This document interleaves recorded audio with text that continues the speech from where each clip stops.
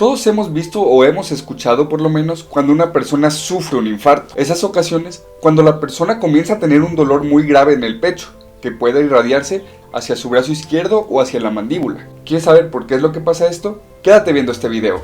Hola, soy José Luis de Medicina para Todos y hoy en temas de cardiología hablaré de la angina de pecho.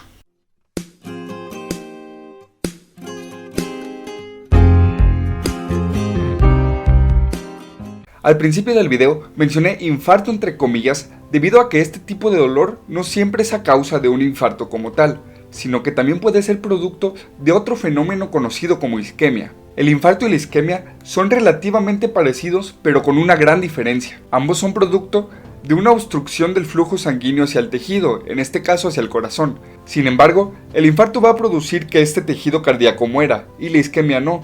Entonces, la isquemia va a ser un proceso reversible, mientras que el infarto es un proceso definitivo. Pero ¿cómo sucede esta obstrucción del flujo hacia el tejido del corazón? Bueno, el corazón recibe su sangre por medio de las arterias coronarias, que son estas que tenemos aquí en pantalla. Estas arterias coronarias tienen dos principales ramas, que son la arteria coronaria derecha y la arteria coronaria izquierda, y a su vez, la arteria coronaria izquierda se divide en la arteria circunfleja y en la arteria descendente anterior. La obstrucción de las coronarias se puede dar a cualquier nivel de cualquiera de las ramas de las arterias coronarias. Sin embargo, debido a la anatomía, la posición y el tipo de flujo que lleva cada arteria, va a haber un diferente porcentaje de afección de angina coronaria en cada una de las ramas. Por ejemplo, en la arteria coronaria derecha se encuentra el 30% aproximadamente de las anginas. En la arteria izquierda, en su porción circunfleja, se encuentra el 20% de los casos, y por último, en la arteria coronaria izquierda, en su rama descendente anterior, es la más afectada, teniendo hasta un 50% del total de los casos. La obstrucción de las arterias coronarias se da debido a un pequeño tapón de grasa que se forma dentro de las mismas arterias. Estos tapones son conocidos como placas de ateroma. Para la formación de estas placas de ateroma encontramos distintos factores de riesgo, entre los que encontramos factores modificables y factores no modificables. Entre los factores no modificables encontramos la edad, el sexo y el antecedente heredofamiliar. Entre los agentes modificables encontramos la dislipidemias, que es un tema para otro video, la hipertensión arterial, el tabaquismo y la diabetes mellitus. Para poder entender el paso a paso de cómo se forma la dichosa placa de ateroma, voy a explicarles primero un poco de cómo está formado el vaso sanguíneo, o sea, las arterias coronarias.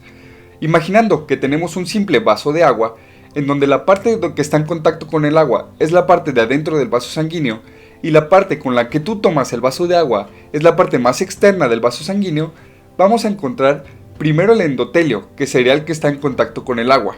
Enseguida vamos a encontrar la túnica íntima, la túnica media y por último la adventicia. Entonces, la placa de ateroma va a comenzar por una disfunción endotelial. Recordemos que el endotelio es la capa que está en contacto con la sangre. Sería la parte, volviendo al ejemplo del vaso, que está en contacto con el agua. Debido a esta disfunción endotelial, va a entrar una parte de las grasas llamados LDL, por sus siglas en inglés, Low Density Lipoprotein, o lipoproteína de baja densidad. Debido a las características químicas del vaso sanguíneo, esta grasa se va a oxidar. Debido a que esta grasa oxidada no forma parte normal del vaso sanguíneo, va a llamar a las células inmunitarias, a los monocitos. Los monocitos se van a diferenciar a macrófagos. Los macrófagos son como pequeñas aspiradoras que van a comerse toda la grasa oxidada que está dentro del vaso sanguíneo. Y una vez que tienen toda esta grasa oxidada dentro de sí mismos, van a pasar a llamarse como células espumosas. Cuando toda esta grasa ya está dentro de estas células de los macrófagos, se va a formar un tejido llamado estría grasa. Esta estría grasa, al momento de morir estos macrófagos, van a volver a liberar todo este LDL oxidado, debido a que funcionan simplemente como un almacén para que no esté libre. Cuando se presenta el tejido muerto de las células, junto con el LDL oxidado que se liberó nuevamente, se va a llamar a las células musculares que se encuentran en la túnica media para que migren hacia la túnica íntima para combatir este proceso. Cuando migran estas células de músculo, van a producir colágeno en la túnica íntima. Cuando se juntan todos los procesos que mencioné anteriormente, se va a dar una elevación de la pared de la arteria, dándonos como resultado una placa de ateroma que nos va a producir una obstrucción del flujo sanguíneo hacia el tejido cardíaco. Una vez formada la placa de ateroma y que ya esté ocurriendo la obstrucción del flujo sanguíneo hacia el corazón, vamos a encontrar que las células pasan por un proceso patológico muy importante, teniendo primero a las células sanas, cuando todavía tienen un flujo sanguíneo suficiente.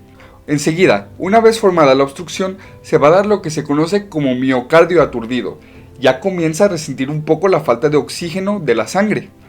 Y una vez que pasa mucho tiempo con el miocardiocito aturdido, va a pasar a lo que se conoce como miocardio hibernante.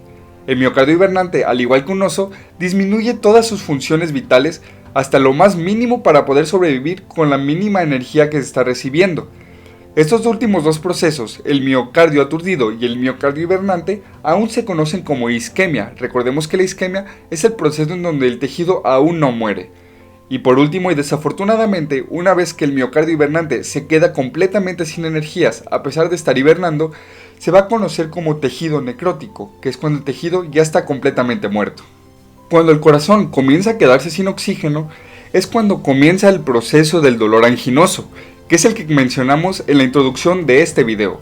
Es un dolor que se encuentra por debajo del pecho y que se siente opresivo, como si estuviera alguien sentado por encima de ti, o incluso puede ser tan intenso que algunas personas lo han descrito como si sintieran que un elefante se les parara encima.